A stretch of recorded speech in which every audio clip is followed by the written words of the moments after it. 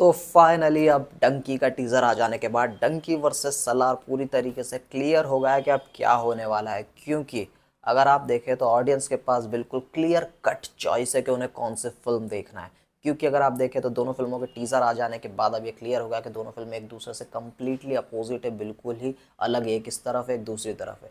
सबसे पहले बात कर लेते हैं सलार के टीजर की, क्योंकि सलार का टीजर पहले रिलीज हुआ था। तो सलार के टीजर को अगर आप देखें तो पूरी तरीके से मास ऑडियंस की फिल्म है, पूरी तरीके से मास फिल्म है। ज़बरदस्त एक्शन वायलेंस एकदम पूरी तरीके से साउथ एक्शन है, क्योंकि ऑब्वियस सी बात है कि वो साउथ की ही फिल्म भी है। ठीक है, प्रशांत नील है डायरेक्टर, इसलिए और ज़्यादा कॉन्फिडेंस बढ़ जाता है सलार पे। क्योंकि अगर कोई और डायरेक्टर होता तो फिर रिस्क लगता, क्योंकि प्रभास की पिछली दो फिल्में बुरी तरीके से फ्लॉप हुई है, बहुत ही ज़्यादा।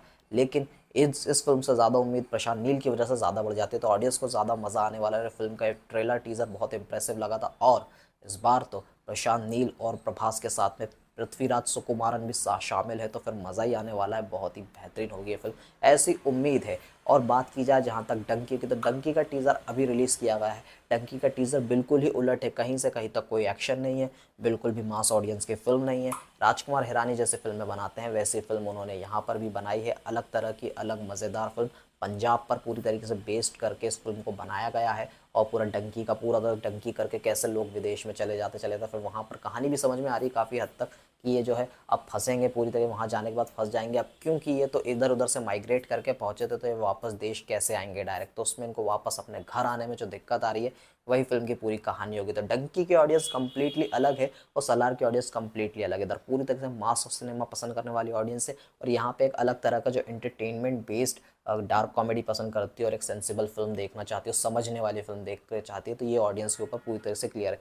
तो ऑडियंस के पास अब क्लियर चॉइस है कि उसे कौन सी फिल्म देखना है, कौन सी फिल्म नहीं देखना है, ये कंप्लीट चॉइस है। तो 22 दिसंबर को पूरी तरीके से क्लियर होने वाला है। इस क्रिसमस दिसंबर एंड में पूरी तरीके से सलार जीतेगी या डंकी जीतेगी, पूरी तरीके से, क्योंकि ये तो तय बात है कि दोनों फिल्मों का आप कुछ भी कह लीजिए, दोनों फिल्मों का बॉक्स ऑफिस कंपैरिजन होना ही होना है फर्स्ट डे से लगातार।